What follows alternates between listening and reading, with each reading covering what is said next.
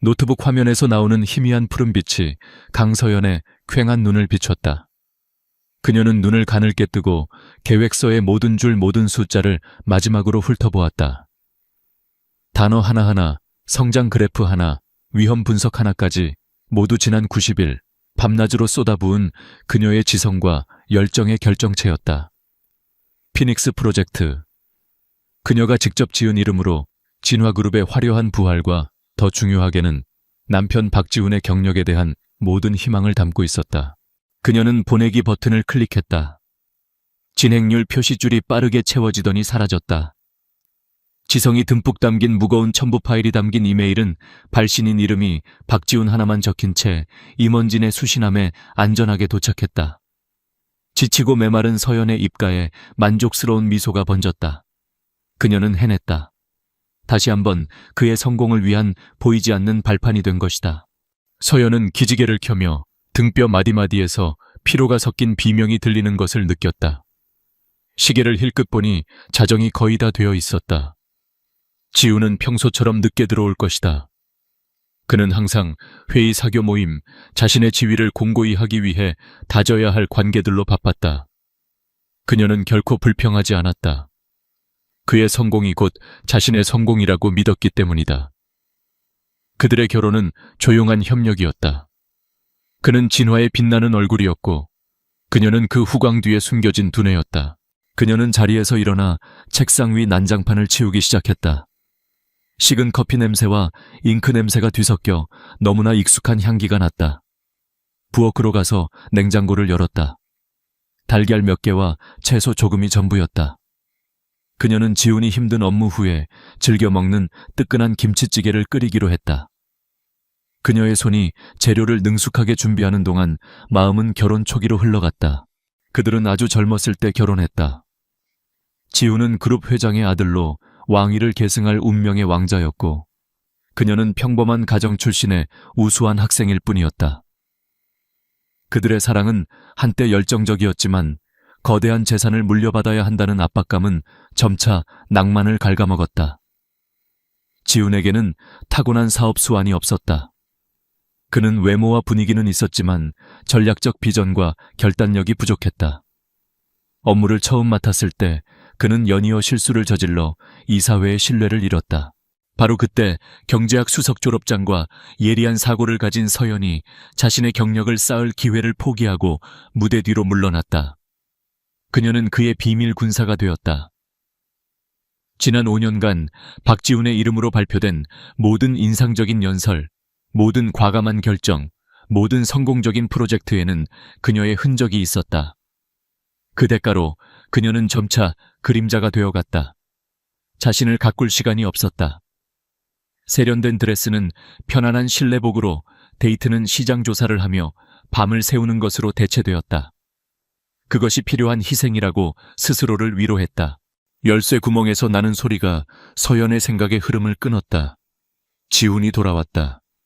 그녀는 서둘러 찌개를 그릇에 담으며 기쁜 미소를 지었다. 프로젝트를 완성한 기쁨을 그와 나누고 싶었다. 왔어요, 뭐 먹었어요, 김치찌개 좀 끓였는데. 지훈의 표정을 본 순간 그녀의 말은 끊겼다. 그는 문 앞에 서 있었다. 완벽하게 재단된 비싼 이탈리아 정장 차림에 한 올에 흐트러짐 없이 젤로 넘긴 머리. 그는 완벽해 보였고 멀게만 느껴졌다. 하지만 그녀를 보는 그의 눈에는 온기가 전혀 없었다. 차갑고 낯설고 전에는 본 적 없는 경멸감이 서려 있었다. 그는 그녀의 말에 대답하지 않고 조용히 신발을 벗고 거실로 들어갔다. 뭔가 잘못되었다. 여자의 직감이 그렇게 말하고 있었다. 아파트 안의 공기는 갑자기 무겁고 답답해졌다. 지훈 씨 무슨 일이에요? 서연이 걱정스럽게 물으며 찌개 그릇을 식탁에 내려놓았다. 지훈은 가죽 소파에 털썩 앉아 다리를 꼬았다. 그는 그녀를 보지 않고 맞은편 벽에 한 점을 응시했다. 그리고 천천히 갈색 서류 봉투를 유리 테이블 위에 올려놓았다. 그 소리는 방의 정적 속에서 귀에 거슬렸다. 서명해, 그가 감정 없는 목소리로 말했다. 서연은 다가갔고 심장이 미친 듯이 뛰었다. 그녀는 떨리는 손으로 서류 봉투를 집어들었다. 겉에는 합의 이혼 신청서라고 적혀 있었다. 아내는 재산 분할 항목에 모든 것이 박지훈의 소유로 되어 있었다. 이 집 차 회사 지분. 그녀에게 할당된 것은 모욕적인 보시와도 같은 적은 위자료뿐이었다. 이게 뭐예요? 그녀의 목소리가 갈라졌다. 왜요? 내가 뭘 잘못했는데요? 그제야 지훈이 그녀를 돌아보았다. 머리부터 발끝까지 훑어보는 평가적인 시선이었다. 그는 입꼬리를 올리며 잘생긴 얼굴에 잔인한 미소를 지었다. 당신은 아무것도 잘못하지 않았어. 그가 당신이라는 단어를 낯설게 내뱉었다. 그냥 더 이상 어울리지 않을 뿐이야. 서연아, 거울 좀 봐. 당신 꼴 좀 보라고. 헝클어진 머리, 구겨진 옷, 온몸에서 풍기는 피곤한 냄새. 그런 아내가 진화그룹 대표이사인 내 옆에 설 자격이 있다고 생각해. 그의 말 한마디 한마디가 그녀의 심장에 비수처럼 꽂혔다. 서연은 충격에 빠져 자신이 들은 말을 믿을 수 없었다. 그녀가 모든 것을 희생하며 그의 경력을 쌓아주었던 남자, 그녀의 세상이었던 남자가 이제 와서 그 희생의 흔적을 빌미로 그녀를 모욕하고 있었다. 하지만 당신 일은요, 피닉스 프로젝트. 방금 제가 완성했잖아요. 그녀는 구명줄처럼 그들의 공동 성과에 매달리며 더듬거렸다. 지훈은 경멸적인 웃음을 터뜨렸다. 피닉스 프로젝트. 그래, 아주 훌륭하지. 그리고 그건 날 새로운 차원으로 이끌어줄 거야. 유용한 도구가 되어줘서 고마워. 하지만 이제 당신의 역할은 끝났어. 그는 휴대폰을 꺼내 몇 번 스크롤 하더니 화면을 그녀 쪽으로 내밀었다. 거기에는 사진 한 장이 있었다. 지훈이 활짝 웃으며 아주 아름다운 여자의 허리를 감싸고 있었다. 그 여자는 윤기나는 긴 머리, 반짝이는 이브닝 드레스를 입은 매력적인 몸매, 그리고 여신처럼 아름다운 얼굴을 하고 있었다. 서연은 그녀를 알아보았다. 진화의 새로운 화장품 라인 모델인 신인 배우 한유라였다. 유라, 그녀야말로 내게 어울리는 여자야. 아름답고 유명하고 대중 앞에 섰을 때 날 자랑스럽게 만들어주지. 그녀는 나의 미래야. 그리고 당신은? 그는 잠시 말을 멈추고 잔혹한 눈빛으로 말했다. 지워버리고 싶은 나의 과거야. 서연의 머릿속이 하얘졌다. 귀가 웅궁거렸다. 아무 소리도 들리지 않았다. 행복하게 함께 있는 지훈과 한유라의 모습이 그녀의 마음속을 파고들며 심장을 조각조각 찢어놓았다. 뜨겁고 씁쓸한 눈물이 흐르기 시작했다. 내가 당신을 위해 한 모든 것들이 아무 의미도 없었어요. 그녀는 부서지는 목소리로 속삭였다. 이미 지훈은 일어서서 넥타이를 고쳐 맸다. 의미 있었지. 오늘의 나를 잊게 해줬으니까. 그리고 이제는 더 이상 당신이 필요 없어. 서명하고 그 위자료나 받아. 지난 몇 년간의 수고비라고 생각해. 일을 복잡하게 만들지 마. 그 말을 남기고 그는 한 번도 돌아보지 않고 문으로 향했다. 문이 쾅 닫히는 소리는 건조하고 잔인했으며 그들의 결혼에 마침표를 찍었다. 서연은 차가운 바닥에 주저앉았다. 서 있을 힘조차 없었다. 식탁 위의 김치찌개는 여전히 김이 모락모락 피어오르며 그 온기가 그녀 마음속의 냉기를 비웃는 듯했다. 그녀는 이혼 서류를 제3자의 사진을 그리고 일 때문에 거칠어진 자신의 손을 바라보았다. 잿더미. 그것이 남은 전부였다. 그녀의 믿음, 그녀의 사랑, 그녀의 희생, 모든 것이 한때 목숨보다 더 사랑했던 남자의 잔인한 배신에 의해 잿더미로 타버렸다. 호화롭지만 텅 빈 아파트에는 버림받은 여자의 흐느낌만이 남았다. 다른 일을 위해 제국을 건설하고는 무자비하게 쫓겨난 숨겨진 천재의 울음소리였다. 바깥의 밤은 여전히 화려했지만 강서연의 세상은 완전히 무너져 내렸다. 이혼 후의 시간은 강서연에게 흐릿하고 불확실한 공백이었다. 그녀는 작은 여행 가방 하나만 들고 그 화려한 펜트하우스를 떠나 7년의 청춘과 잿더미가 된 심장을 뒤로 했다. 그녀의 새 거처는 낡은 동네의 비좁은 옥탑방으로 이전의 호화로운 삶과는 완전히 대조적이었다. 이곳의 곰팡내와 답답한 공기는 그녀의 실패를 더욱 짙게 만드는 듯했다. 처음 몇 주 동안 그녀는 그림자처럼 살았다. 커튼은 항상 쳐져 있어 햇빛과 바깥 세상으로부터 그녀를 격리했다. 빈 라면 용기와 소주병이 방구석에 쌓여 유일한 동반자가 되었다. 그녀는 거울을 볼 용기가 없었다. 울어서 부은 눈떡진 머리 생기 없는 초췌한 얼굴을 한 패배자의 모습을 마주하기 두려웠다. 박지훈의 배신과 모욕적인 말들은 그녀의 영혼에 깊은 상처를 남겨 자책과 자기 혐오의 악순환을 만들었다. 그가 옳았다. 그녀는 정말 비참했다. 그녀는 오점이었다. 걱정하는 가족에게서 온 전화가 수없이 울렸지만 그녀는 무시했다. 누구에게도 자신의 이런 모습을 보이고 싶지 않았다. 그저 어둠 속으로 가라앉아 고통이 자신을 갉아먹어 아무것도 남지 않을 때까지 있고 싶었다. 지훈이 던져준 얼마 안 되는 위자료도 점차 바닥을 드러냈다. 그녀는 그 돈으로 월세를 내고 잔인한 현실을 잠시 잊게 해주는 유일한 것인 술을 샀다. 그러던 어느 날 7월의 소나기가 서울에 갑자기 쏟아졌다. 냉장고는 비었고 굶주림이 마침내 영혼의 마비를 이겨냈다. 서연은 자신의 안전한 고치를 떠나야만 했다. 낡은 재킷을 걸치고 초췌한 얼굴을 가리기 위해 야구 모자를 푹 눌러 쓴 채 밖으로 나섰다. 비가 억수같이 쏟아졌다. 차가운 빗물이 얼굴을 때렸지만 그녀는 아무것도 느끼지 못했다. 우산도 없이 흠뻑 젖은 길을 목적 없이 헤매며 빗물이 더러운 외모와 아마도 썩어가고 있는 영혼을 씻어주기를 바랐다. 바쁜 사람들이 스쳐 지나갔지만 빗속에서 길 잃은 작은 그림자에게는 아무도 관심을 주지 않았다. 그녀는 멀리 반짝이는 고층 빌딩들을 보며 자신이 한때 속했던 곳에서 건강한 몸에서 배출된 세균처럼 느껴졌다. 넋을 잃고 사거리를 건너던 중 검은색 고급 세단이 갑자기 코너를 돌았다. 바퀴가 큰 무릉덩이를 지나가면서 더러운 물이 튀어 서연의 온몸을 적셨다. 그녀는 깜짝 놀라 뒤로 물러섰고 이미 비참한 모습은 더욱 엉망이 되었다. 차가 급정거했다. 차 문이 열리고 정장을 입은 남자가 우산을 들고 급히 내렸다. 정말 죄송합니다. 괜찮으세요? 남자가 죄책감 가득한 목소리로 말했다. 서연은 고개를 저으며 모자를 더 깊이 눌렀었다. 누구에게도 보이고 싶지 않았다. 그저 사라지고 싶었다. 그녀는 괜찮아요 라고 중얼거리며 돌아서서 가려고 했다. 잠깐만요. 최소한 제가... 남자가 그녀를 따라오며 우산을 씌워주려 했다. 옷이 정말 죄송합니다. 바로 그때 그녀가 마지못해 고개를 들었을 때 그들의 시선이 마주쳤다. 남자는 멈칫했다. 그의 눈이 가늘어지며 놀라움과 불확실한 표정을 드러냈다. 잠깐만요. 이 목소리 혹시 강서연 씨 아니세요? 서연의 심장이 멎는 것 같았다. 그녀가 거의 잊어버렸던 그 이름이 너무나 낯설게 들렸다. 그녀는 공황 상태에 빠졌다. 왜 하필 그여야만 했을까, 최민준. 경제학과의 스타대학 시절 그녀의 유일한 학문적 라이벌, 항상 존경하면서도 경쟁했던 사람. 잘못 보셨어요. 그녀는 더듬거리며 다시 돌아서려 했다. 하지만 민준이 그녀 앞을 막아섰다.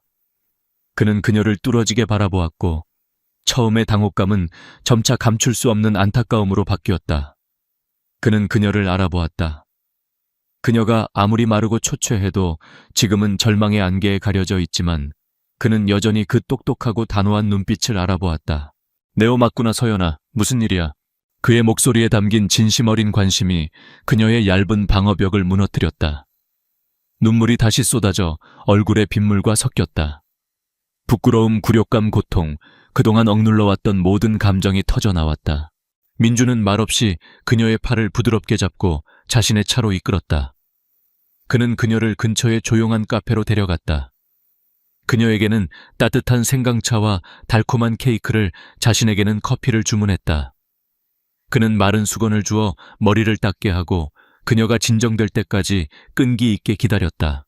그의 따뜻한 침묵은 어떤 상투적인 위로의 말보다 더 효과적이었다.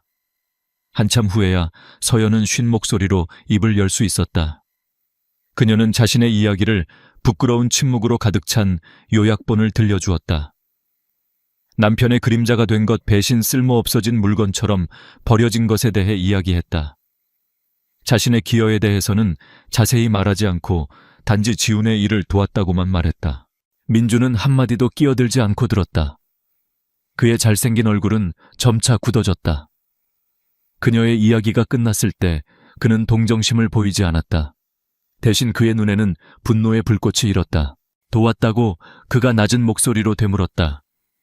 서연아, 스스로를 속이지 마. 변동 환경에서의 시장 구조조정 전략에 대한 네 졸업 논문은 아직도 교수님들이 후배들의 참고 자료로 쓰고 있어. 그들은 널 타고난 전략 천재라고 불렀어.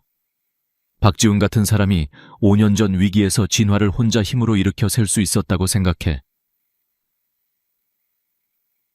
서연은 깜짝 놀랐다. 그가 그런 것까지 기억하고 있을 줄은 몰랐다. 나는 항상 진화에 대한 뉴스를 지켜봐 왔어. 민준이 확신에 찬 목소리로 계속했다. 그들의 행보 결정 프로젝트들 모두 아주 독특한 흔적을 가지고 있어. 강서연의 흔적을. 최근에 그들이 대대적으로 홍보하는 피닉스 프로젝트. 그것도 네 작품이지. 그녀는 조용히 고개를 끄덕였고 눈물이 다시 차올랐다. 누군가가 그녀의 재능과 노력을 이렇게 솔직하게 인정해 준 것은 처음이었다. 동정이 아니라 인정이었다. 그 바보 같은 놈. 민준이 이를 갈았다. 그는 아내를 버린 게 아니야. 그룹 전체의 두뇌를 버린 거야. 자기가 뭘 잃었는지도 모를걸. 그는 분노를 억누르며 긴 한숨을 내쉬었다. 그는 서연의 눈을 똑바로 바라보았고 그의 시선은 진지하면서도 격려가 담겨 있었다. 서연아, 넌 희생자가 아니야. 넌 잘못 놓인 귀중한 자산이야. 들어봐, 난 지금 아우라 그룹의 전략기획실장이야. 아우라. 그 이름에 서연은 깜짝 놀랐다. 아우라는 진화의 가장 큰 경쟁자였다. 두 그룹은 지난 10년 동안 모든 전선에서 맞서 싸워왔다. 우리는 새로운 프로젝트를 시작할 준비를 하고 있어. 업계 전체를 재편할 수 있는 프로젝트지. 하지만 우리에겐 리더가 남들이 보지 못하는 것을 볼 수 있는 두뇌가 부족해. 몇 달 동안 찾아봤지만 그럴 만한 사람이 없었어. 그는 앞으로 몸을 기울이며 무게감 있는 목소리로 말했다. 동정심 때문에 널 초대하는 게 아니야. 내 재능이 필요해서 초대하는 거야. 아우라가 널 필요로 해. 그 바보 박지훈이 내 지성을 낭비하게 두지 마. 아우라로 와서 진짜 피닉스가 잿더미에서 어떻게 부활하는지 세상에 보여줘. 민준의 제안은 서연의 등골을 따라 전율처럼 흘렀다. 몇 주 만에 처음으로 고통 외의 다른 감정이 그녀 안에서 솟아올랐다. 그것은 분노였다. 상처 입은 자존심이었다. 그리고 희미하게나마 희망의 빛이었다. 민준은 지갑에서 명함과 두툼한 현금 뭉치를 꺼냈다. 그는 둘 다 테이블 위에 올려놓았다. 이건 내 명함이야. 이 돈은 내가 빌려주는 걸로 해. 이걸로 더 좋은 집을 구하고 필요한 것들을 사. 준비되면 전화해. 그는 일어섰다. 그리고 서연아. 그는 돌아서기 전에 말했다. 누구도 네 가치를 정의하게 두지 마. 특히 자격 없는 놈에게는. 그 말을 남기고 그는 떠났고 서연은 혼란스러운 생각 속에 혼자 남겨졌다. 그녀는 테이블 위에 명함을 그리고 자신의 손을 내려다보았다. 그녀는 이 손으로 박지훈을 위해 제국을 건설했다. 이제는 자신을 위해 무언가를 지어야 할 때일지도 모른다. 그날 밤 서연은 곰팡내 나는 옥탑방으로 돌아왔다. 하지만 이번에는 더 이상 답답하게 느껴지지 않았다. 그녀는 그곳을 출발점 시작선으로 보았다. 그녀는 욕실의 더러운 거울 앞에 섰다. 그 안에 초췌한 여자를 똑바로 바라보았다. 한때 생기 없던 눈을 깊이 들여다보았고 이번에는 작은 불꽃이 피어나는 것을 보았다. 그녀는 민준의 명함을 손에 꽉 쥐었다. 결정이 내려졌다. 그녀의 첫 번째 행동은 민준에게 전화하는 것이 아니었다. 청소를 시작하는 것이었다. 그녀는 모든 라면 용기와 빈 소주병을 큰 쓰레기 봉투에 모았다. 창문을 활짝 열어 신선한 공기와 가로등 불빛이 방 안으로 들어오게 하여 답답한 냄새를 몰아냈다. 그녀는 모든 구석구석을 닦고 거울을 문질러 닦으며 마치 자신의 낡고 실패한 자아를 씻어내려는 듯했다. 그날 밤 그녀는 몇 주 만에 처음으로 깊은 잠을 잤다. 새벽에 첫 햇살이 문틈으로 스며들었을 때 그 빛은 깨끗하고 정돈된 방과 눈에 결의가 가득한 한 여자를 비추고 있었다. 새벽은 그녀 인생의 폐허 위에서 진정으로 밝아오고 있었다. 6개월 후 아우라타워 45층에 위치한 아우라그룹의 최고급 회의실은 긴장된 침묵에 잠겨 있었다. 거대한 강화 유리를 통해 아침 햇살이 들어와 그룹의 최고 권력자들이 앉아있는 길고 광택나는 호두나무 회의 테이블을 비추고 있었다. 평소처럼 침착한 표정의 최민준 실장이 모든 주목의 중심에 있었다. 임원진부터 주요 부서장까지 모든 지도부가 참석했다. 그들은 기다리고 있었다. 민준이 공들여 영입하고 마지막 순간까지 정보를 비밀에 붙였던 미스터리한 인물인 새로운 전략기획팀장의 등장을 호기심과 약간의 회의감으로 공기는 무거웠다. 모두가 아우라가 중요한 전환점 앞에 서 있다는 것을 알고 있었다. 숙적인 진화그룹은 야심찬 캠페인인 피닉스 프로젝트로 큰 성공을 거두며 상당한 시장 점유율을 차지했다.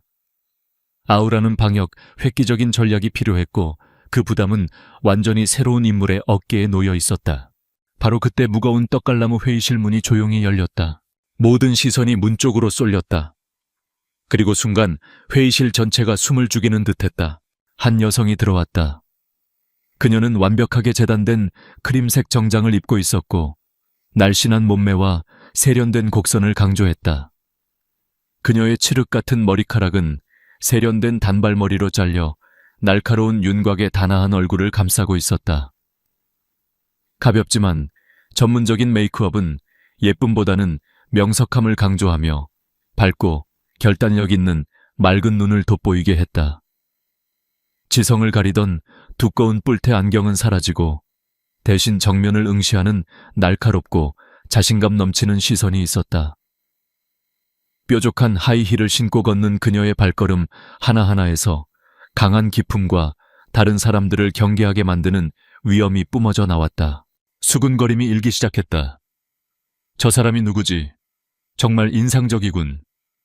최 실장이 스위스의 컨설팅 회사에서 스카우트했다고 하던데 그 여자는 바로 강서연이었다. 하지만 6개월 전의 강서연이 아니었다.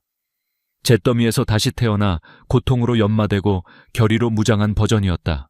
그녀는 민준 옆에 빈자리로 걸어가 조용히 고개를 끄덕이며 인사한 후 앉았다. 그녀의 태도는 겸손하면서도 권위 있었고 매혹적인 조화였다. 민준은 눈에 자부심을 담아 미소 지었다. 그가 일어섰다. 여러분께 소개합니다. 그의 목소리가 회의실에 울려 퍼졌다. 오늘부터 우리의 새로운 전략기획팀장직을 맡게 될 강서연 팀장입니다. 강서연이라는 이름은 특별한 연상을 일으키지 않았다. 꽤 흔한 이름이었다. 게다가 아무도 이 기품 넘치는 여성을 진화그룹 박지훈 대표의 초라한 전처와 연관 지을 수 없었다. 그들의 세계에는 전처 같은 사람들을 위한 자리가 없었다. 짧은 소개가 끝난 후 민주는 서연에게 신호를 보냈다. 강 팀장님 시작하시죠. 서연은 일어나 노트북을 프로젝터에 연결했다. 그녀 등 뒤에 큰 화면이 밝아졌다. 그녀의 목소리는 맑고 차분하며 힘이 있었다. 좋은 아침입니다, 여러분. 저는 강서연입니다. 오늘 저는 아우라가 입지를 되찾는데 그치지 않고 게임의 판도를 바꿀 것이라고 믿는 새로운 전략을 발표하고자 합니다. 저는 그것을 키메라 프로젝트라고 부릅니다. 여러 동물의 조합으로 만들어진 신화 속 생물인 키메라라는 이름은 즉시 호기심을 불러일으켰다. 서연은 프레젠테이션을 시작했다. 그녀는 화려한 미사여구를 사용하지 않았다. 데이터를 사용했다. 날카로운 분석 차트를 사용했다. 그녀는 진화의 피닉스 프로젝트를 무자비하게 해부했다. 아시다시피 진화의 피닉스는 가격 전략과 전통적인 유통 채널을 통해 시장 점유율을 확대하는 데 중점을 두고 있습니다. 그녀가 능숙하게 슬라이드를 조작하며 말했다. 겉보기에는 성공적으로 보입니다. 지난 분기 매출이 급증했죠. 하지만 그녀는 잠시 멈추고 회의실의 모든 얼굴을 훑어보았다. 그것은 종이 호랑입니다. 그 기반은 시대에 뒤떨어진 시장 가정 위에 세워졌습니다. 그녀는 피닉스의 치명적인 약점들을 하나하나 지적했다. 그것을 만든 사람만이 알 수 있는 약점들이었다. 그들은 점차 노령화되는 충성 고객층에 너무 의존하고 있습니다. 새로운 세대의 전자상거래 플랫폼의 잠재력을 간과하고 있죠. 그리고 가장 중요한 것은 복잡한 차트가 화면에 나타났다. 그들의 공급망에는 국제 운송 단계에 심각한 허점이 있으며 우리가 이용할 수 있는 허점입니다. 회의실의 침묵은 이제 회의의 침묵이 아니라 경악의 침묵이었다. 그녀의 분석은 너무나 깊고 정확해서 마치 그녀가 진화 내부에서 일했던 것처럼 보였다. 그리고 이때 키메라가 등장합니다. 그녀가 열정적인 목소리로 계속했다. 키메라는 단일 프로젝트가 아닙니다. 3가지 병렬 전략의 조합입니다. 첫째, 우리는 제2세대를 겨냥한 완전히 새로운 제품 라인을 출시하고 인플루언서 마케팅과 소셜미디어 플랫폼을 활용할 것입니다. 둘째, 우리는 속도와 비용 면에서 진화를 능가하는 자동화된 물류 시스템을 구축할 것입니다. 셋째, 그리고 이것이 결정탄데, 우리는 진화가 의존하고 있는 운송 경로를 장악하고 있는 유럽의 소규모 물류 기술 회사와 전략적 인수합병을 실행할 것입니다. 보수적이기로 유명한 나이든 임원이 반대 의견을 냈다. 미친 계획이군. 너무 위험하고 비용이 많이 들어. 우리는 이 모든 것을 동시에 할 자원이 없어. 서연은 동요하지 않았다. 그녀는 그를 돌아보며 침착한 눈빛을 유지했다. 김 이사님, 위험은 행동하는 데 있는 것이 아니라 경쟁자가 전진하는 동안 아무것도 하지 않는 데 있습니다.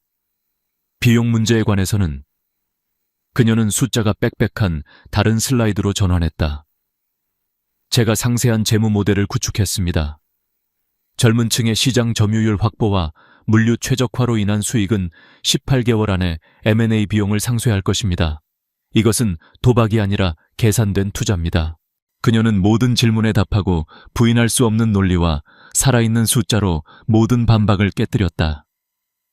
그녀의 자신감과 박식함은 가장 까다로운 사람들까지 점차 설득했다. 민주는 팔짱을 낀 채 앉아 만족스러운 미소를 감추지 못했다. 그는 자신이 올바른 선택을 했다는 것을 알았다. 같은 시각 진화그룹 본사에서 박지훈은 호화로운 사무실에서 한유라와 샴페인을 들고 있었다. 피닉스 프로젝트는 그에게 명성과 찬사를 안겨주었다. 그는 자신의 재능 덕분이라고 완전히 믿으며 경력의 정점에 있었다. 봤지 자기야. 그가 유라에게 자랑했다. 내가 말했잖아. 서연이 없으니까 내가 더 잘해. 그녀는 그냥 걸림돌이었어. 명품 드레스를 입은 한유라는 아양을 떨며 미소 지었다. 당연하죠. 지훈 오빠가 최고예요. 비서가 문을 두드리고 들어왔다. 대표님, 방금 아우라 내부에서 소식이 들어왔습니다. 키메라라는 아주 큰 새로운 전략 프로젝트를 막 통과시켰다고 합니다. 지훈은 비웃었다. 키메라 최민준의 또 다른 싸구려 모방품일 뿐이야. 아우라는 항상 우리를 따라하기만 해. 내버려둬.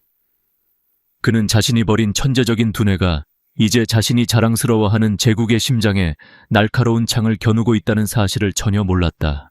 다시 아우라의 회의실로 돌아와 2시간이 넘는 프레젠테이션과 열띤 토론 끝에 마침내 투표가 진행되었다. 결과는 키메라 프로젝트가 만장일치로 통과되었다. 박수갈채가 터져 나왔다. 처음으로 서연은 작은 미소 승리의 미소를 지었다. 그날 밤 강서연은 자신의 새 사무실에 서 있었다. 넓은 사무실은 한쪽 벽이 통유리로 되어 있어 서울의 야경이 한눈에 들어왔다. 도시의 불빛은 지평선까지 뻗은 다이아몬드 카페처럼 반짝였다. 이 풍경, 이 권력, 이 위치 모든 것이 그녀 스스로 쟁취한 것이었다. 그녀는 유리창에 비친 자신의 모습을 보았다. 강하고 독립적이며 권위 있는 여성. 여신은 진정으로 다시 태어났다. 과거는 잿더미 속에 묻혔다. 그리고 이제 게임이 진정으로 시작되었다. 키메라 프로젝트가 시작된 지 3개월 비즈니스 전쟁의 양상은 급격히 변했다. 진화그룹 본사는 납처럼 무거운 공기에 휩싸여 있었다. 이사회 회의실에서 박지훈은 피고인처럼 서 있었다. 그의 아버지이자 백발과 면도날처럼 날카로운 눈빛을 가진 권위 있는 박태준 회장이 테이블을 강하게 내리쳤다. 정체 하락 내가 주력 프로젝트와 관련해서 절대 듣고 싶지 않은 단어들이다. 그의 목소리가 울려 퍼졌다. 지난달 피닉스 매출이 15%나 감소했다. 어떻게 설명할 건가, 지훈. 지훈은 식은땀을 흘렸다. 그는 더듬거렸다. 회장님, 이건 일시적인 시장 변동일 뿐입니다. 젊은 소비자들. 그들의 트렌드는 예측하기 어렵습니다. 마케팅을 강화하고. 다른 이사가 말을 끊었다. 문제는 마케팅이 아니야. 우리 제품과 전략이 시대에 뒤떨어졌다는 게 문제지. 우리가 여전히 전통적인 소매 채널에 허덕이는 동안 아우라는 신제품 라인으로 온라인 시장을 완전히 장악했어. 그들의 배송 속도는 우리보다 2배나 빨라. 왜 그런지 아나? 지우는 침묵했다. 그는 몰랐다. 왜 모든 것이 갑자기 잘못되었는지 이해할 수 없었다. 서연이 세웠던 계획은 완벽해야 했다. 시장이 그렇게 빨리 변할 줄은 상상도 못했고 그는 전혀 대응할 능력이 없었다. 그가 내놓는 해결책은 모두 서툴고 임시방편에 불과했다. 그의 오만함은 점차 이름 모를 공포로 바뀌고 있었다. 그는 직원들을 질책하고 시장조사부서를 탓하며 자신을 제외한 모든 사람을 탓하기 시작했다. 한편 아우라 타워의 분위기는 정반대였다. 전략기획실 사무실은 웃음과 박수 소리로 가득했다. 강서연과 그녀의 팀은 분기 목표를 한 달이나 앞당겨 달성한 것을 축하하고 있었다. 테이블 위에는 피자와 치킨이 가득했고 작지만 따뜻한 파티였다. 팀장님 정말 신이세요. 젊은 직원이 외쳤다. 동남아 경쟁사의 물류 문제에 대한 예측이 정확히 들어맞았어요. 서연은 진심 어린 환한 미소를 지었다. 우리 팀 모두의 성과입니다. 다들 정말 열심히 일해줬어요. 그녀는 더 이상 혼자서 묵묵히 일하던 소심한 여성이 아니었다. 이제 그녀는 각 팀원의 능력을 최대한 이끌어내고 영감을 주는 유능한 리더였다. 그녀는 정성껏 지도하고 의견을 경청하며 창의적이고 역동적인 근무 환경을 만들었다. 성공을 거둘 때마다 그녀의 자신감은 더욱 커졌다. 최민주는 자신의 사무실에서 그 광경을 조용히 지켜보며 깊은 만족감을 느꼈다. 그는 천재를 찾았을 뿐만 아니라 한 사람이 자신을 되찾도록 도왔다. 언론은 키메라 프로젝트를 비즈니스 기적이라고 부르기 시작했다. 그들은 아우라의 과감한 전략을 칭찬했고 특히 그 모든 것의 배후에 있는 미스터리한 여성 전략기획팀장에 대해 궁금해했다. 강서연의 이름은 그녀의 과거를 아는 사람이 아무도 없음에도 불구하고 비즈니스계에서 존경과 함께 언급되기 시작했다. 그리고 운명적인 대결을 위한 무대가 마련되었다. 업계의 모든 거물들이 모이는 가장 권위 있는 연례 행사인 서울 이노베이터의 밤에서 초대장이 왔다. 진화와 아우라 모두 주요 후원사였고 고위 임원들의 참석은 필수였다. 저는 가지 않는 게 좋을 것 같아요. 서연이 민준의 사무실에서 말했다. 지훈을 마주해야 한다는 생각에 약간의 불안감이 들었다. 민준은 단호한 눈빛으로 그녀를 보았다. 가야 해 서연아. 넌 더 이상 마쿠에서 활동하는 사람이 아니야. 넌 키메라의 얼굴이고 성공의 얼굴이야. 사람들이 널 봐야 해. 그리고 그는 잠시 멈췄다. 그들에게 너를 보여줘야 해. 파티의 밤. 서울 최고급 호텔이 화려한 불빛으로 반짝였다. 고급 차들이 줄지어 귀빈들을 정문으로 데려왔다. 박지훈이 차에서 내려 한유라의 팔짱을 꼈다. 유라는 어깨가 드러나는 붉은 드레스를 입고 모든 카메라 렌즈를 끌어들이려 애썼다. 지우는 꽤 피곤하고 짜증이 난 듯 보였다. 업무 스트레스로 이런 허영심 가득한 사교 행사에 참여할 기분이 아니었다. 그는 주위 사람들이 아우라의 비밀 병기에 대해 수군거리는 것을 듣고 경멸하며 코웃음을 쳤다. 바로 그때 로비의 모든 시선이 갑자기 한쪽으로 쏠렸다. 차가 멈추고 최민준이 내렸다. 그는 차를 돌아가 동승자를 위해 신사적으로 문을 열어주었다. 긴 실크 장갑을 낀 가냘픈 손이 그의 팔을 잡았다. 그리고 강서연이 나타났다. 그녀는 에메랄드 그린색의 이브닝 드레스를 입고 있었다. 디자인은 단순하지만 매우 세련되어 이전에는 아무도 본 적 없는 그녀의 곡선을 강조했다. 짧은 머리는 부드럽게 스타일링되어 고고한 목선과 반짝이는 다이아몬드 귀걸이를 드러냈다. 완벽하게 메이크업된 얼굴에서는 차가우면서도 매혹적인 아름다움이 풍겼다. 그녀는 단지 아름다운 것이 아니라 권력과 지성의 아우라를 뿜어냈다. 지우는 파트너와 이야기하던 중 우연히 돌아섰다. 그리고 그는 얼어붙었다. 손에 든 와인잔이 바닥에 떨어질 뻔했다. 입이 살짝 벌어졌다. 눈은 공포와 불신으로 가득 차 커졌다. 그는 자신이 잘못 보고 있다고 생각하며 눈을 계속 깜박였다. 저 여자, 모든 시선을 사로잡고 있는 최민준 옆에 절대적인 자신감으로 서 있는 저 여자. 그의 초라하고 존재감 없던 전처일 리가 없었다. 절대로. 하지만 그녀였다. 외모는 완전히 변했지만 그는 여전히 그 눈을 알아보았다. 한때 피로에 젖어 있던 그 눈이 이제는 별처럼 밝게 빛나고 있었다. 서연은 그의 시선을 느낀 듯 천천히 고개를 돌렸다. 붐비는 공간 속에서 그들의 시선이 마주쳤다. 그녀는 이 순간을 준비해왔다.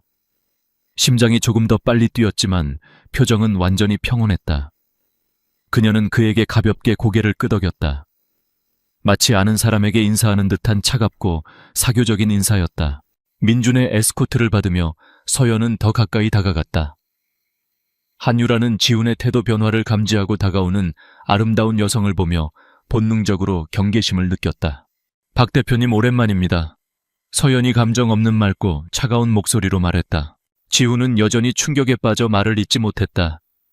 최민준이 서연 옆에 서서 보호하듯 그녀의 등 뒤에 손을 살짝 얹고 미소 지으며 말했다. 박 대표님 안색이 안 좋아 보이시네요. 요즘 진화에 스트레스가 많으신가 봅니다. 민준의 의미심장한 말은 지훈을 정신 차리게 하는 따기 같았다. 그는 평정을 되찾으려 애썼다. 최 실장님, 그리고 이분은 저희 키메라 프로젝트의 브레인 강서연 팀장입니다. 민준이 자랑스럽게 소개했다. 그때서야 한유라가 끼어들었다. 달콤하게 보이려 했지만 질투를 감추지 못한 목소리였다. 아, 강 팀장님이시군요. 정말 달라 보이시네요. 거의 못 알아볼 뻔했어요. 서연은 유라를 가볍게 훑어보았다. 그녀를 작게 만드는 시선이었다. 한 배우님 감사합니다. 사람은 더 나아지기 위해 변해야죠. 의미심장한 짧은 대화는 다른 파트너들이 서연과 민준에게 인사하러 오면서 끝났다. 그들은 쉽게 자리를 떴고 지훈과 유라만 남았다. 파티가 끝날 때까지 지훈은 서연에게서 눈을 떼지 못했다.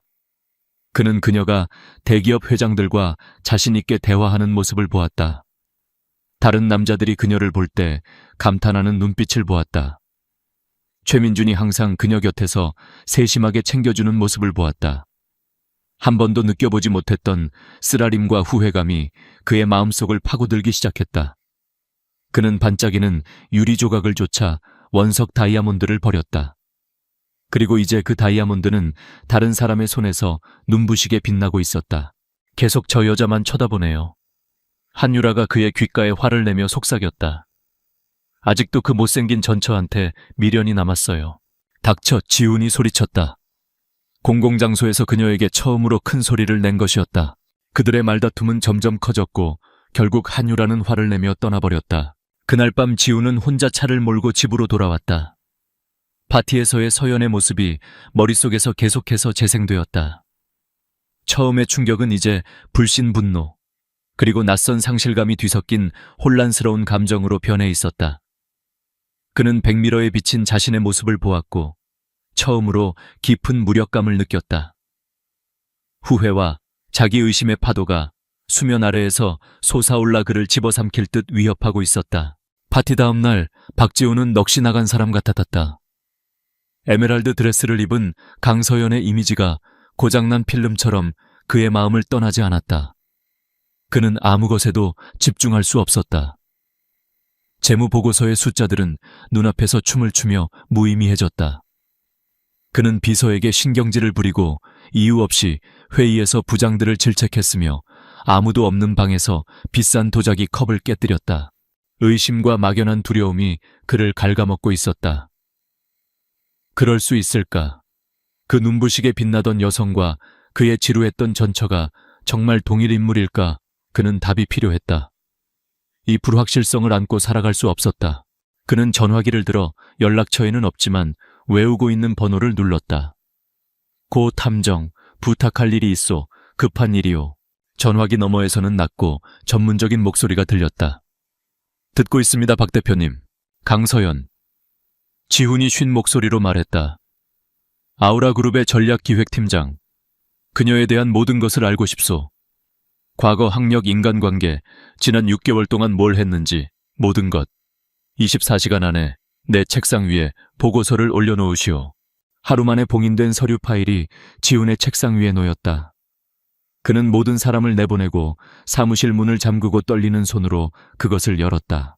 첫 페이지는 서연의 증명사진이었다. 아우라 사원증에 사용된 사진. 아름답고 전문적이며 차가웠다. 두 번째 페이지는 그녀의 학력이었다.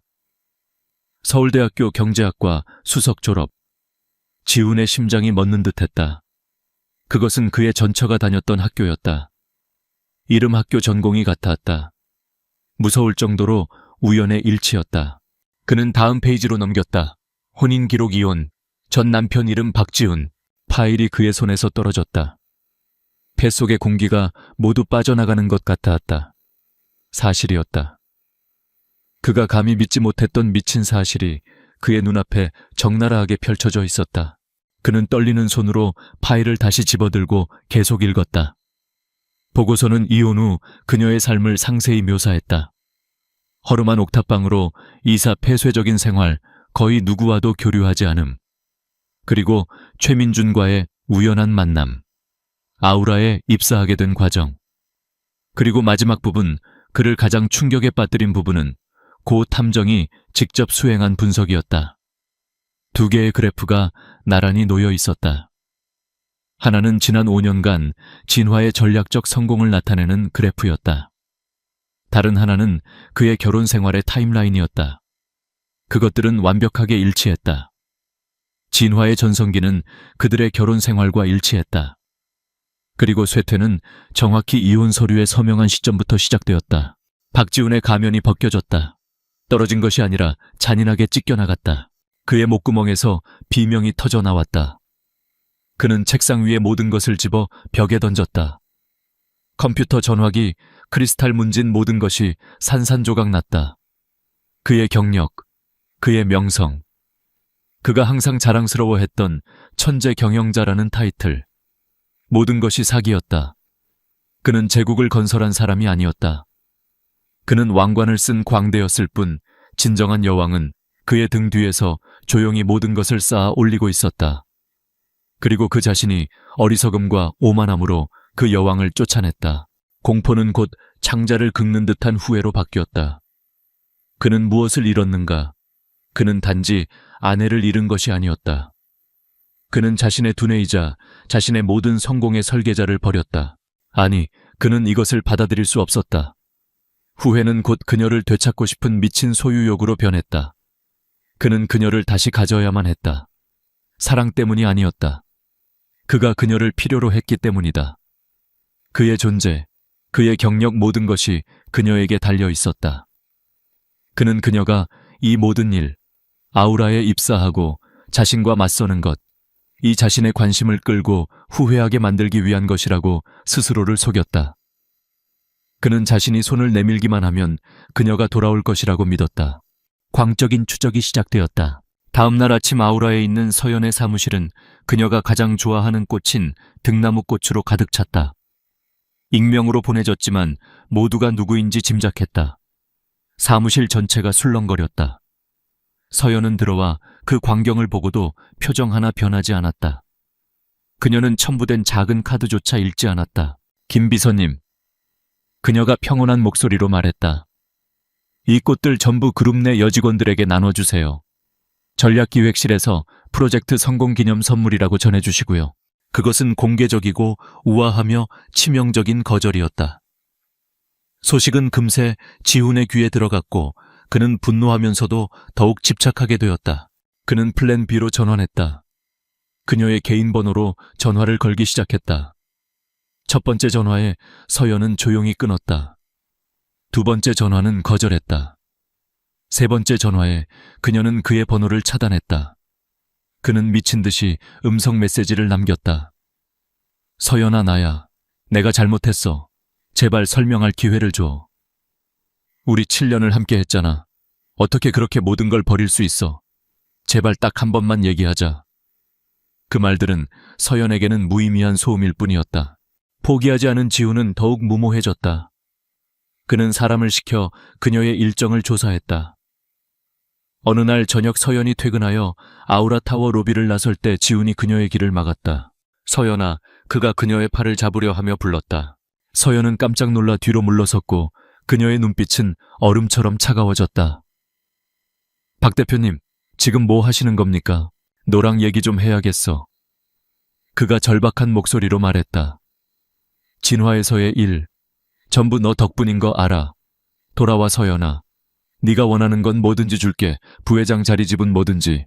서연은 그를 낯선 사람처럼 쳐다보았다. 그녀는 비웃었다. 내가 원하는 건 뭐든지요. 제가 지금 원하는 유일한 것은 제 인생에서 사라져주는 겁니다. 당신이 가진 건 필요 없어요. 제가 원하는 건 제 스스로 얻을 수 있으니까요. 고집 부리지 마. 지훈이 인내심을 잃고 목소리가 거칠어졌다. 너 이 모든 거 나한테 복수하려고 하는 거잖아, 그렇지? 바로 그때 최민준의 차가 도착했다. 그는 차에서 내려 그 광경을 보고 즉시 얼굴이 굳어졌다. 그는 재빨리 다가와 부드럽지만 단호하게 두 사람 사이에 서서 서연의 어깨에 손을 얹었다. 박 대표님. 민준이 낮고 경고적인 목소리로 말했다. 저희 팀장님은 당신과 얘기하고 싶지 않은 것 같군요. 계속해서 괴롭히시면 저희 보안팀이 개입해야 할 것 같습니다. 민준의 등장은 불에 기름을 붓는 격이었다. 두 남자의 시선이 마주치며 적대감의 불꽃이 튀었다. 창피를 당한 지우는 이를 갈며 두 사람을 가리켰다. 두고 봐. 그 말을 남기고 그는 분을 사기며 떠났다. 한편 지훈과 한유라의 관계는 돌이킬 수 없을 정도로 금이 갔다. 유라는 그의 전처에 대한 집착을 계속해서 추궁했다. 그들의 말다툼은 점점 격렬해졌다. 그 여자한테 홀렸어요. 헛 여자한테 아직도 미련이 남았냐고요. 유라가 한 번의 말다툼 중에 소리쳤다. 서연 생각에만 잠겨있던 지우는 그녀를 밀치며 소리쳤다. 네가 뭘 알아? 넌 그녀의 발끝에도 못 미쳐. 그 말은 마지막 한 방울이었다. 한유라는 자신이 대체품에 불과하다는 것을 깨달았고 그녀가 추구하던 완벽함은 무너지고 있었다. 그날 밤 긴장된 만남 후 서연은 자신의 아파트로 돌아왔다. 이곳은 평화로운 안식처가 되어 있었다. 그녀는 전혀 동요하거나 두려워하지 않았다. 단지 성가실 뿐이었다. 그녀는 캐모마일 차를 끓여 발코니로 나가 반짝이는 도시의 불빛을 내려다보았다. 박지훈의 광적인 행동은 그녀에게 전혀 영향을 미치지 못했다. 그녀에게 그는 자신의 성공이라는 빛을 향해 맹목적으로 달려드는 불나방에 불과했다. 그는 그녀의 관심사가 아니었다. 그녀의 마음은 키메라 프로젝트의 2단계 1단계보다 더 대담하고 과감한 계획에 완전히 집중되어 있었다. 그녀는 완전히 탈바꿈했다.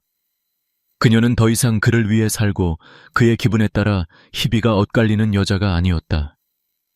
그녀의 세상은 이제 훨씬 더 넓어졌고 그 세상에는 박지훈을 위한 자리가 없었다.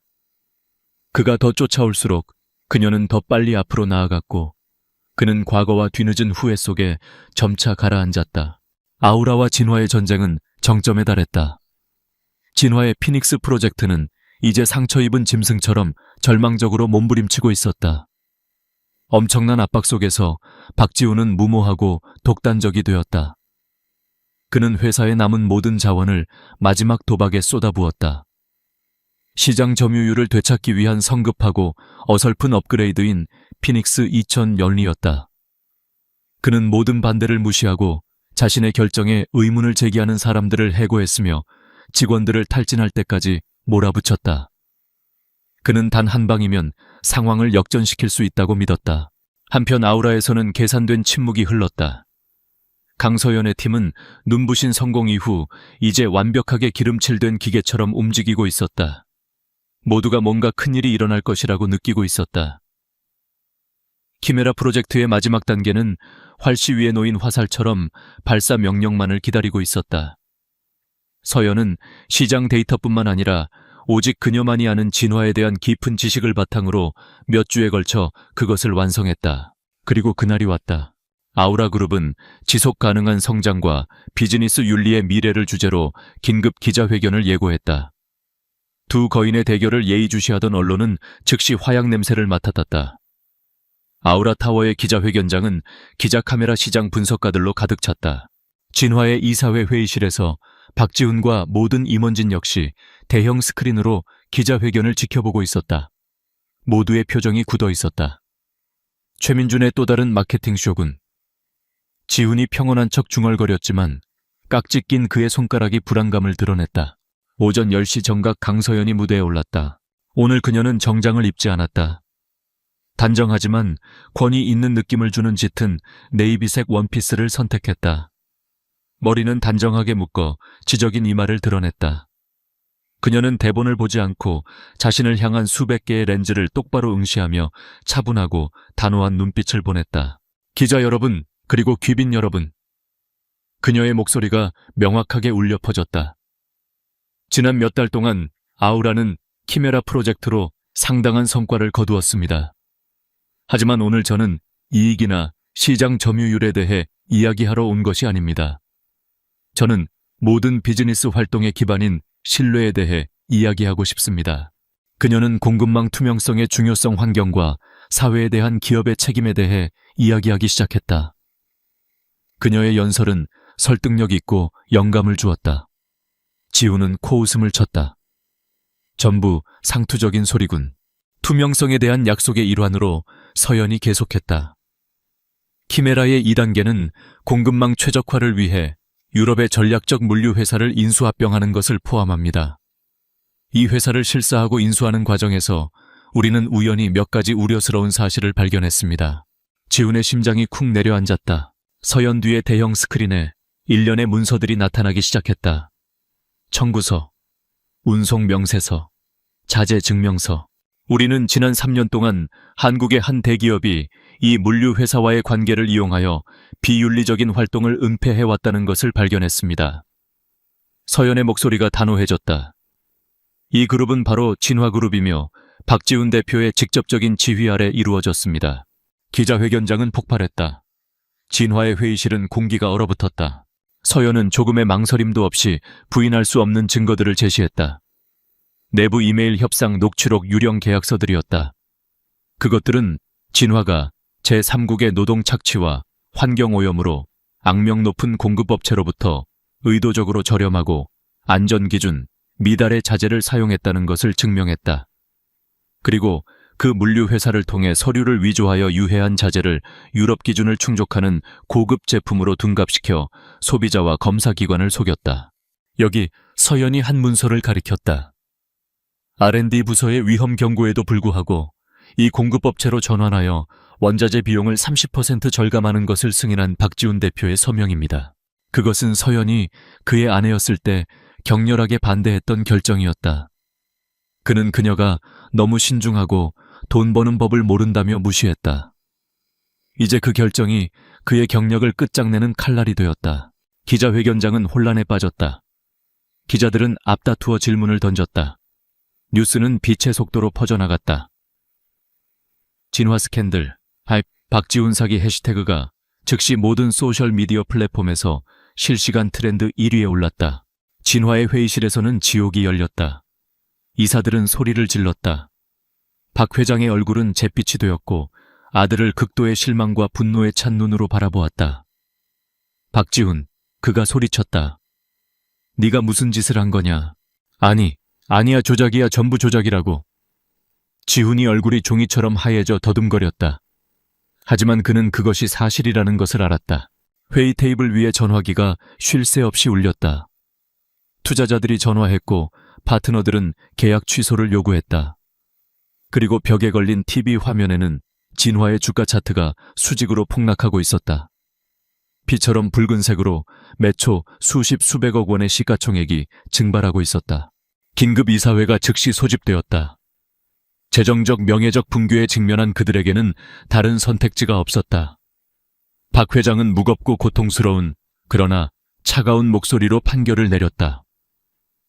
그룹의 생존을 위해 이사회는 내부 조사가 끝날 때까지 박지훈 대표이사의 직무를 즉시 정지하기로 결정했습니다.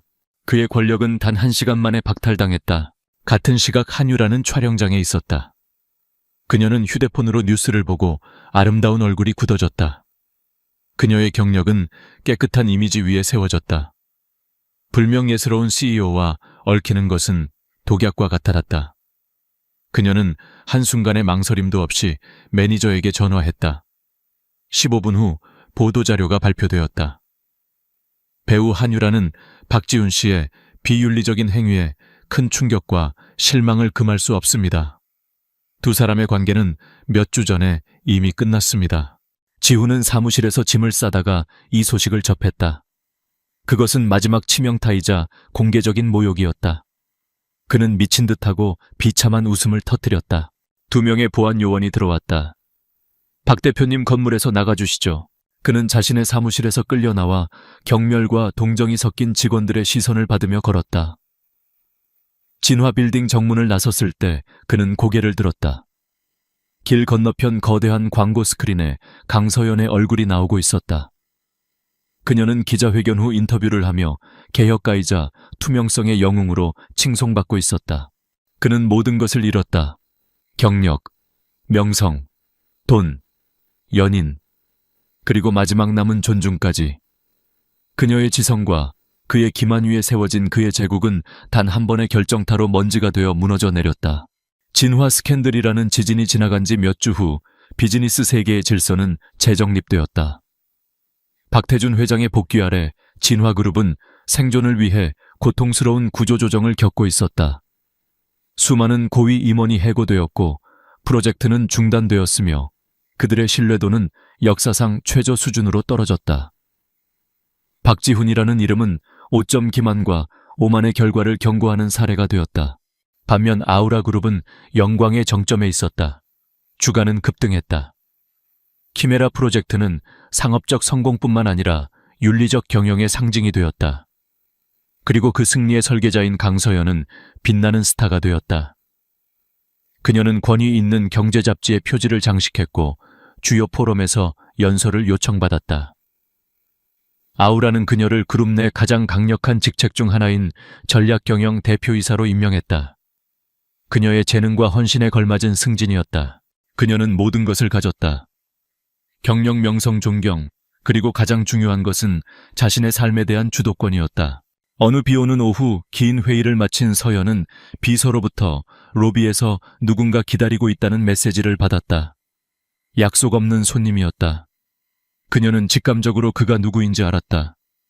깊은 숨을 들이쉬고 코트를 걸치고 아래로 내려갔다.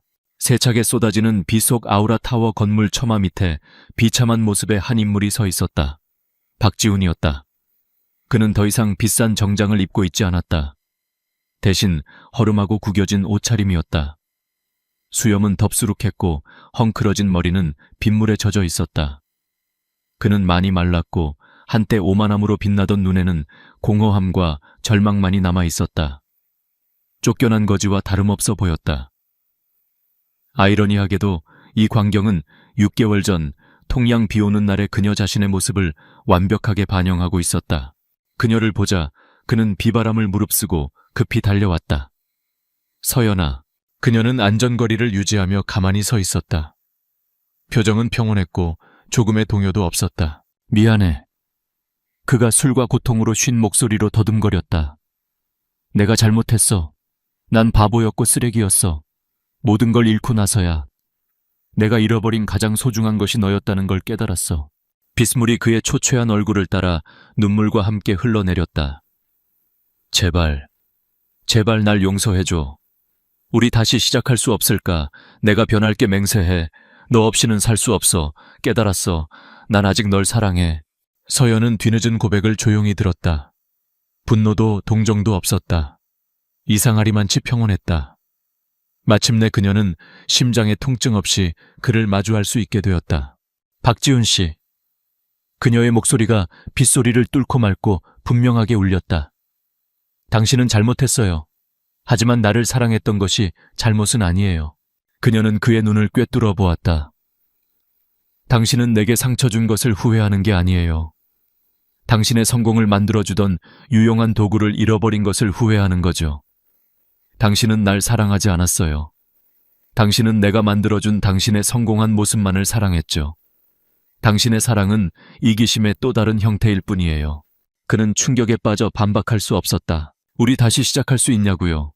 그녀가 계속했다. 대답은 아니오예요. 왜냐하면 전 이미 다시 시작했으니까요. 혼자서. 오늘의 제 성공은 당신에게 복수하기 위한 것도 당신에게 보여주기 위한 것도 아니에요. 이건 제 것이고 저를 위한 거예요. 당신이 불태워버린 결혼 생활의 잿더미 위에서 세워졌죠. 제가 밤을 새우고 삼켰던 눈물과 제 자신을 되찾겠다는 굳은 결심 위에서 만들어졌어요. 그녀의 말 한마디 한마디는 부인할 수 없는 진실이었고 과거의 문을 단호하게 닫았다.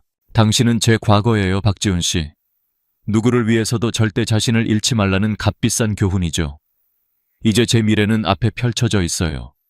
그리고 그 미래에 당신을 위한 자리는 없어요. 그 말을 남기고 그녀는 돌아섰다. 어느새 우산이 그녀의 머리 위를 부드럽게 가리고 있었다. 최민준이 서 있었다. 그의 눈은 따뜻함과 존경으로 가득 차 있었다. 그는 아무 말 없이 조용히 그녀를 기다리고 있는 차로 안내했다. 서연은 한 번도 뒤돌아보지 않고 걸어갔다. 박지훈은 차가운 빛 속에 홀로 남겨져 무릎을 꿇었다. 그는 마침내 깨달았다. 그는 단지 아내를 잃은 것이 아니었다. 그는 한 번도 소중히 여기지 않았던 세상을 모두 잃었다. 그의 오만의 종말은 고독과 망각이었다.